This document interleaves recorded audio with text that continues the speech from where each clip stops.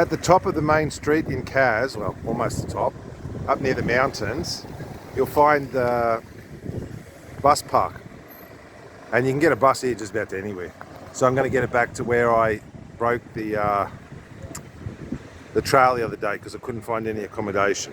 So buses seem to be really cheap too. So the bus I'm getting supposedly costing 10 lira, which is about 40 cents. 40 euro cents and about 60 Australian cents. Well, you know, I'm on the trail and, you know, I think this was a bit silly catching the bus back to where I cut off and now walking back again. But one of the good things about it is I'm not carrying anything. So I feel really good actually. You know, I had a day off, I've re-energized. Now I'm going to smash out 27 kilometers. And not carrying any weight. And I just think this is awesome. You kind of forget the backpack really kind of, even though it's not very heavy, it kind of slows you down, you know. I'm already carrying a lot of weight uphill and downhill. So just putting that extra like 7 or 8 kilos on your back, you know, tends to slow you down. It makes you feel more awkward as well. So top heavy. So it's really good to have a day just stretching out, walking without that backpack. The other thing as well, I forgot to bring water, but that's okay because there seems to be plenty of places to get water. I did fill it up, I just left it with my backpack. Don't tell the Kraken, she'll be very upset with me. So anyway, there's a place to buy something on the way through, so I'll buy some water there or some Diet Coke, whichever comes first. Anyway, it's a beautiful day. I took a risk and didn't bring a jacket or any and it seems to be working out because a lot of uphill, so quite hot, even though it's quite cool. Okay, it was warm down at the beginning and I thought, I can get away with this. You know, once more onto the breach, you know, like, you know, hey, what's the worst that can happen? I can be cold. So, you know, I've been cold before and I'll be cold again, so being cold's not a problem. But I don't really want to carry a jacket without a backpack. So anyway, I'll keep you informed during the day. The bus trip up was fine. And like I said, there's buses to everywhere. So really you could just go to cars and sort of radiate out from the buses. But because it's the off season, the earliest bus is not until quite late. So the bus left about 9:45, where in the high season, they start at like 5 o'clock in the morning. So definitely in the high season, which we've missed by a month or so, you know, you could really easily do it from cars, but now it'll probably be getting on dark as I get back. The goats. Every day I've seen goats and they just sort of wander past. You wonder where the shepherd is. But they seem to know where they're going. You know, more so than I do. So there's lots of them. And this is the country for goats because it's straight up and down. And the forage is very poor. I think only a goat. Oh, there's the shepherd there in the back. But I've come across a lot. Look at that little black goat with the white hair on the top. How cute is that? Look, he's coming up to say hello. He gets his hair done at Stefan and spends a lot on it. He's very proud of that haircut. I'm surrounded by them. And they're not dehorned. There's another one that spends a lot of time in the salon. Very white, bleaches every week.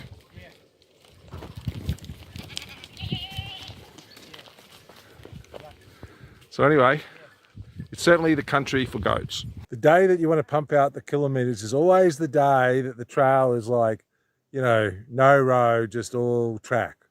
I mean, it's good, it makes it a challenge, but, you know, I just like once that, you know, it all comes together. You know, the day I'm carrying the pack, you know, short days with some trail, and the days I want to pump out the kilometres, we get some road walking in. Anyway, maybe there's more later, but at the moment, it's a pretty broken track. Well, I've arrived at the ancient city of Phellos, and all I can say is, yes, it's an ancient city, and it's interesting as you walk along, you can sort of see things that used to be part of a building. Like there's a rock next to me that looks like it had some guttering attached to it, and you know, there's the tomb behind me, and then there's a well down there, I think. I'll show you in a minute. But there's not much left. But, you know, they're saying that this was abandoned before the birth of Christ. So, I mean, we got to cut them some slack. And they say most of the stuff here is from the 6th century before the birth of Christ. So we're getting back a few years, you know. They make it like 2,800 years old, you know, like. So anyway, I'll show you there's lots of this. Like, you just walk along, you can sort of see evidence of there used to be a city here. But there's no great, or at least I haven't seen them, no great, monuments or anything like that. So this is like some cut stone that looks like it's got like a bit of a ditch in it. And there's lots of that. You can see the cut stone over there in the distance. And then, there's some more there. So, used to be some sort of building or thing. Down there you can see, what, I'm going to go down and have a look, but I'm assuming it's a well.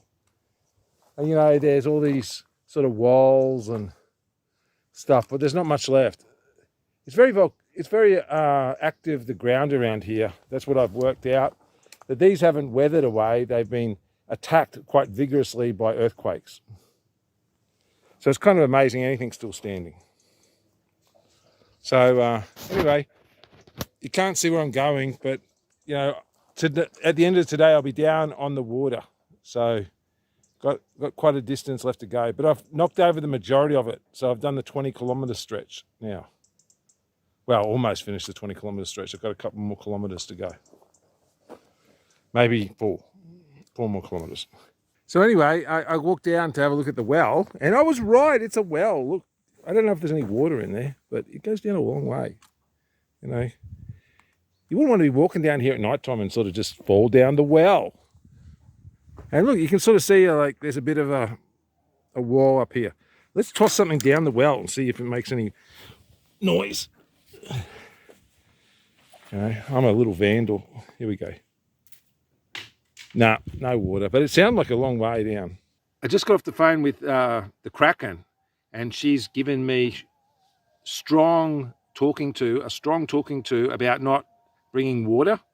And she's also saying I'm doing too many kilometers, and she's grumpy that I haven't taken a jacket. I mean, she just really read the entire riot act to me, dressed me down from top to bottom and then came back up again and everything. I kind of miss it, it's like when you're walking by yourself, you're not actually being told every 2 minutes to slow down and to watch your footing. And, it doesn't feel like you're being cared for, without having the Kraken here. So, there is the beauty of the solitude and the quiet and everything like that. But also, when you have a break, you're only having a break for yourself, not to wait for the Kraken. And you miss that look on the Kraken's face where you've been waiting and then she turns up and immediately you go off, So I miss that. So it was good to hear her voice anyway. She's just waking up in Portugal, and my day's half finished. So I think from now, that it's all downhill back to Cas. So I actually prefer walking uphill because I find it less shocking on the body. When you're going down, you're shocking your legs all the time. And also a lot less chance of falling when you're going uphill. And I also just like walking uphill, like I just do. It's one of the things that Kraken hates about me. There's a long list, but that's just one of them. Okay. But walking downhill, I'm a bit more slower, and I don't like it as much, which seems weird, but I think you'll find most bushwalkers find the same, that walking uphill is a lot easier than walking downhill. So it's beautiful and peaceful up here. I've been sitting here for about 15 minutes. Not a single person has gone by. Nothing's happened. It's just lovely. I'm talking to my sister. She's down in the Southern Ocean at the moment, heading towards Macquarie Island. So she's having quite an adventure too. Now here's the sign, and this is disappointment for you. I thought I had 8 kilometers to go, but supposedly I've got 11. Okay, 11 kilometers. No! No, I only wanted to have 8 kilometers to go. I only wanted to have 8 kilometers to go. And I thought I'd come more than 14 kilometers. That's what I thought. We came from the top of that hill. That's where that, Phellos Ancient City is. So you can see how hard it would have been to get up there. And we sort of walked down the flank of the hill, down there, and then we've come down to here. And we're going past all these sort of, well, I think they're, you know, relics, but I'm not sure. So this is just a big, like, hole in the middle of this field. I take it these fields would have been attached to the city at some point and probably been cultivated for a very long time. The soil looks very rich, which is unusual. There's still crops over there. And this like bit here has also got old stone walls around it. And then there's what this is, I have no idea, but like it's kind of cool. It's just sort of sitting here. It could be, you know, 100 years old, or it could be. Oh, look! It looks like it's a well, or 1,000 years old. Your guess is as good as mine. I assume it's pretty old. So anyway, it's beautiful country I'm walking through. It's flat at the moment, and it's just beautiful. It's like once I got down off that hill, it flattened out into these fields, and it's just been really lovely walking. Looks like there's a couple of people behind me. I might wait and see them. I kind of really look forward to meeting people. So far I've met 2 walkers that are Turkish that were doing like 5 days on the trail, and I've also met some walkers that were British, and they're staying in towns and they're getting a bus out, and they were doing like 8 days of walking, but only like 3 or 4 hours at a time. So it'd be great if these were long distance hikers. They've not got any backpacks on though.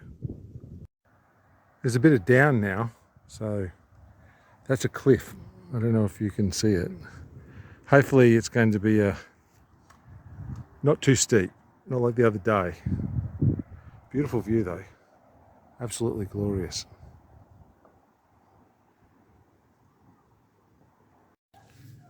Here's tonight's accommodation. I got it without breakfast, but it was 27 euros for the night. There's a bathroom in there.